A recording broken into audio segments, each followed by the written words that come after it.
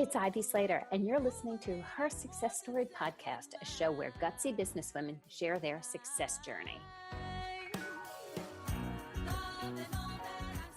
Hi, this is Ivy Slater, and welcome to today's episode of Her Success Story. Yes, can you see we're doing it a little differently today?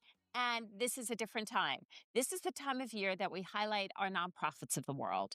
It is an amazing, amazing gift in this world when we can and focus on nonprofit and give energy towards the nonprofit sector. Nonprofits are not having an easy time of it right now. There's a lot of fun. There's a lot of great nonprofits who are doing wonderful things, and we want to make sure they're supported out there. So this is our way of support. For those of you who don't know, this is our nonprofit series started 7 years ago at the very beginning of Her Success Story. It started with the fact of come the holiday season, we should all know how to give as well as receive. So if we can give a little something, that's what we look for. This year, I'm doing it a little differently. We're asking every listener of Her Success Story if you can find $10 in your pocket for every nonprofit that we're highlighting. It's less than a dinner out cumulatively. So what can we do as a massive community of Her Success Story? We have the ability to make a difference. Today, I want to introduce you to a dear friend, an amazing, amazing business leader, Brawley Chisholm III. Many of you might know his work as a Harlem Globetrotter and a media guy and being a fellow New Yorker. And Yes. We both talked Brooklyn for quite a while. But bottom line, Brawley comes from a place with a big heart and making a difference. And hence, he started the organization called CHAMP. Brawley, you want to tell us a little bit about your backstory and what brought you to start CHAMP? Yeah. First of all, thanks for having me. This is what it's all about. You know, I appreciate you for having me on your platform to tell my story and to use my voice to help others. And I love that you're using your voice to help others. I think, like attracts like in this world. Truly, like attracts like. And we met through mutual friends. And immediately connected, and it's because we both care. Yes. We show up with a heart and we care, and we want to make a difference. For sure. And what made me start CHAMP was me always knowing how I felt as a kid. And I tried my best to never lose that light. I started playing sports, specifically basketball, when I was 6 years old. That's like first grade, I think, right? And it just always was one thing that I loved. You know, it was my first girlfriend. It was my first everything, how I met all my friends. And when I played in New York City at the time, they had a lot of, I would say, nonprofits where it would help kids that play basketball that couldn't afford to like buy uniforms, or they had investors that just invested money. But long story short, when I see kids play in other cities and they say they paid to play on teams, I was like, I didn't pay to play on no teams. You paid to play on a You team? paid to play basketball, so you go into the park and you go play ball. Exactly. That's how we all brought up. Yeah. And it's a guy, they call him the godfather of basketball. His name is Jim Couch. He actually had a chance to coach Kareem Abdul-Jabbar. Wow. And he still does run a program now, and that's 501c3, but it helps kids in the inner city just be able to chase their dream within basketball. So I just remember when I became a professional athlete, I was like, I reached the plateau of what my goal was, what my purpose was. But once I gained that, I was like, I feel like I'm still missing something. And I think it was community work.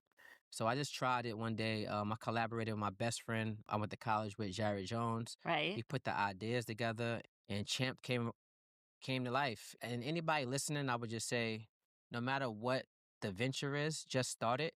And it's okay if only one person show up. The hardest part is starting it, and the second hardest part is the consistency. And I think that says a lot. And I think that is so true about everything in business. If we look at, this is going to be difficult, this is going to be hard, I have to do X, Y, and Z, versus getting started. And, in this series, actually, we've had a ton of the smaller regional nonprofits. And one of the questions I asked is, how did you get started? Because there's people out there who want to get started with nonprofits. And there's just starts with that decision and in your heart commitment. Yeah, and I think some people get wrapped up with the, I'm human, I've been through it, like the thoughts in your head, should I start it, overthinking, so it's about just trying to find people in that industry or in that niche and leaning on them for advice. Like, I'll lean on you for business advice, Exactly. or just helping people with nonprofits. I'm not a Mr. Know-it-all. I want to learn every day, and I think the world should be that way. There's a saying that I will say, and I say this all the time, the day I stop learning Mhm. is the day I'm done in I hear life. that. I hear that. The day I'm done in life. If I'm not interested, if I don't want to keep going, if I don't want to keep learning more, then what am I doing? What am I here for? Yeah, yeah. That's how we grow individually. Mhm. And we also have the ability then to make a difference. Mhm. So tell me about CHAMP as an organization. Yes, for sure. So CHAMP is an acronym. C stands for cultivating.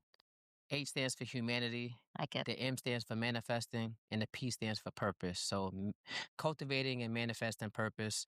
I feel like I've been really lucky in my lifetime to know like what I wanted to do at a young age. I feel like it's a lot of, especially kids, just in different avenues. I feel like basketball was one thing that kind of just helped me navigate through life, and I did other things besides, but Yeah. I was a swimmer. I played baseball. I was in a chess club, but the anchor of all of that was basketball. If I wanted to be a basketball player, I had to have good grades. I Yeah. couldn't do drugs, so it kind of just kept me away from. It kept you It focused, it kept me sounds like. focused, exactly. It kept me focused, and my mom gave me a good compliment the other day. She said, "If it was one thing about you, I knew you never was going to do was drink alcohol or just do drugs or anything like that." 'Cause she said, "Because I knew you wanted to make the basketball team." And I didn't really recognize that. I was like, you know what, mom, you're right. Like, I love basketball so much. I didn't want nothing to jeopardize that. I wanted that scholarship. Exactly. Yeah. Again, how like attracts like. Uh huh. Many of the listeners of her success story might have heard this before, but I have a degree in dance. I have a degree Nice. in dancing. I have a Mm degree in communications. I started dancing when I was 3. hmm. And again, the same thing. Mm hmm. It was more important for me to get to class Uh huh. than to go out with my friends and party. Mm hmm. It was like, no, my goal is to be the best dancer I could be, Mm to hmm. work my craft. And that has honed my skills in focus and commitment. And I think in business, Mm hmm. so many people look to recruit Mm hmm. people who have been in the performing arts, people who have been athletes, who have played on teams because they understand what commitment and focus is. I'm proud of you for that, and I'm pretty sure you understand where I'm coming from, using that dance as just a vehicle to get you It's through just the vehicle. situations. So with my program, Champ, we started 2 years ago. We're still a young baby, and it's been a journey. My first event I did through Champ was at a public school in Baltimore. A school hired me to come out, and Champ didn't start yet. Let me show you how fast it went. So I was like, this is the perfect time just to start it. Like a school You, event. you just take that one action. Yep. Get some beautiful content. So I got the shirts made and then did the event under Champ. And when I did that, I was like, it kind of was a snowball effect at that point. It was like, you know what? I kind of want to do a back to school event. Yeah. And I want to do it in my old neighborhood in the Bronx. So I did it at Malali's Park, which is 2 blocks away from Yankee Stadium. Sure. And I was like, you know what? The first thing I'm gonna do is just see if I can get sponsors first. I'm gonna put a tentative date and let's see like what kind of attraction I could bring to it. Sure. Attraction started coming. I was like, oh no, this thing is real. So I locked the date in, had to get the permit for the park. And basically, it was a beautiful day. 200 kids. The sponsors I had was Citibank. Nice. They did financial literacy for the kids. Beautiful. Yep. That's a huge gift. Yes, yes. It was very important for them to know. And I had a career path station and Lovely. mental health. And I had a beautiful studio, Harlem Yoga Studio. These 2 young girls that owns a studio in Harlem, they came out to the park to teach the kids yoga.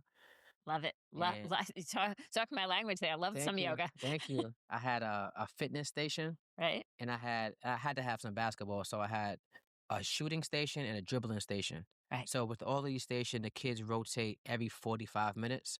So they're getting a small, they cut up into groups and it's real intimate, impactful, and free, right? So that's what it was all about.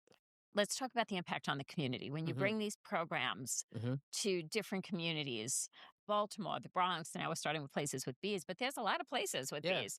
The impact on the community, the impact on the families. Yeah, it's needed. It's really needed. It's so funny, Ivy. When I was even that morning, I was setting up in the South Bronx, the program, and it was people walking in like, what is this? And this beautiful older lady said, she told me to my face, she said, God bless your heart. And this community needs this. And you'd be surprised that like there's just not enough going on to give the kids hope. That's right. And my colors are bright colors. So I lead with the color orange. It's vibrant, Champ on a t-shirt. And just by that one day of free activity, I had other companies send me free basketballs. I had a free hydration station to tell kids why it's Nice. important to hydrate. That was sponsored by Nirvana Super. And it's just about like trying to get more investors to know why this is important so I can hold more events like this. And that was the first year. This year, I I had, was just going to ask. So yeah, what's next? What's yeah. coming up We next? revamped it within the next year. We did a beautiful event in South Bend, Indiana. Nice. 'Cause I graduated from Ball State University in Indiana. We just wanted to take it to another place close to school, and we did a teen summit. This time, no sports. Right. Had influential people like ourselves on a panel, Right. taught meditation at a segment, taught kids how to sell products, like more just like professional skills that we weren't taught to get kids out of their comfort zone, to get them to believe in themselves. And that's what Champ is about, just instilling confidence in kids with life skills, professional skills, so these kids could be the best they could be, better than us. And, I'm going to jump in here for a second and say Hmm. the positive and negative impact of social media on our young teens. Hmm. Unfortunately, it's not all great out there for them. And for any organization Hmm. to instill in young children, in teens, in some of those hardest developmental years, Hmm. for our psyches, our confidence, to come away with good skill sets and confidence and belief and good role models. Hmm. That's the game changer out there. Yeah, I think it's important to me personally. I feel like we all had our generations, right? And I don't want to be the person to bash anyone, their music, or it's like it's their time, right? But it's our job to help modify it for them. Correct. So I know social media and AI is going to be the future for my kids, for your grandkids, for even for your kids, and so we have to do our best to help them succeed in their future. So basically, let's just say it's social media, right? Like with my program, I also had, which I'm trying to get a sponsor for next year. It was teaching kids how to code. It was 30 minutes of that. And, Smart. and Coding is the way of the yeah, future. and also you have some parents that shy away from kids gaming, but now you Yes. could get scholarships from gaming. We had a program where somebody came in from, I don't want to get the name wrong, so I'll just say what We it had a was. program that somebody came in with that expertise. That's where we're going to Exactly, go with. exactly. Exactly. They came in with that expertise and taught kids about how they can get scholarships for gaming. Just don't be on your video game just playing games. Look beyond that. Look at who's making the logos for the games. Look at so Where's the money behind the game? exactly. Where's the path? Because it's a business. Yep. Gaming's a business. Yep. This is so funny, and this is just a side note. Yeah. My son will probably call me out on this one if and when he It's sees okay. this. It's okay. But I will say, in high school, Uh-huh. I spoke to him. I was like, I know he was going into production and things like that. I said, think gaming, because that's a whole industry that needs producers and production and this, that, and the other thing. Mm-hmm. And I was like, and Lord knows we have X, Y, and Z, things that you game on. Mm-hmm. Not going to say brands. Uh-huh. Yeah. It's an industry. Yes. It's an industry. Yep. And everybody, our young people, the more they see what's possible for them, Absolutely. and That's not necessarily what is traditional. Bingo. Bingo. And it's like creating those opportunities. And we know the most successful people are there first. Yeah. So you get there first, get your real estate in the company, and you grow. And you grow. And you grow. I want to ask you this. Mm-hmm. What has surprised you about this journey in building a nonprofit? I mean, you're a success. Mm-hmm. A Harlem Globetrotter. You've traveled all over the world. Mm-hmm. You have done amazing things in your own career. But in starting this nonprofit, Champ, Mm-hmm. what has surprised you in that piece of the journey? What surprised me is how free I feel, how selfless it is, how you can actually see in other people's eyes the joy, the passion, the appreciation. Yeah. And that's what kind of sets me free. And it's just about like continuing these initiatives and making sure like kids can have access to these programs, to these people. I mean, we do live in a world where it's a capitalistic world where like people aren't going to come out for free. You have to do the hard work is like this, like telling the story, making it known. But when it's all said and done, it's worth it. So I don't complain. It's like when I know I have the influence and the celebrity to be the draw, and using that to try to monetize to help other people is like, I feel like Robin Hood. There's a word, and some people take it positively and some people take it negatively, Hmm. but the word leverage. I like that.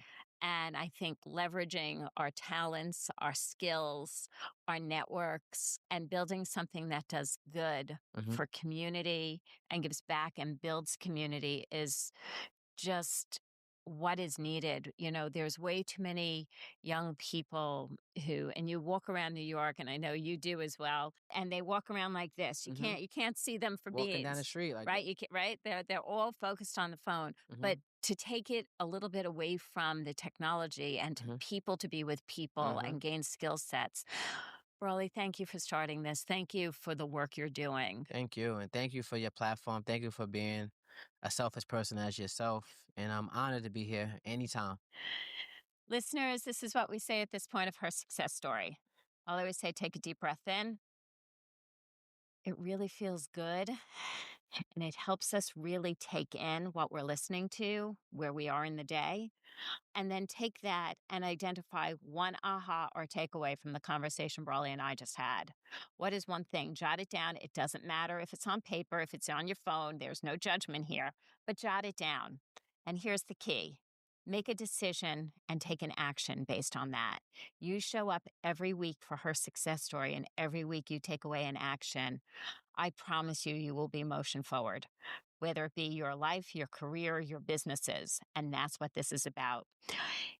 This episode meant something to you? Share it forward. Share it forward. Let other people, let other communities, let other listeners hear about all the nonprofits we're highlighting and the great work that the nonprofits do. It's important.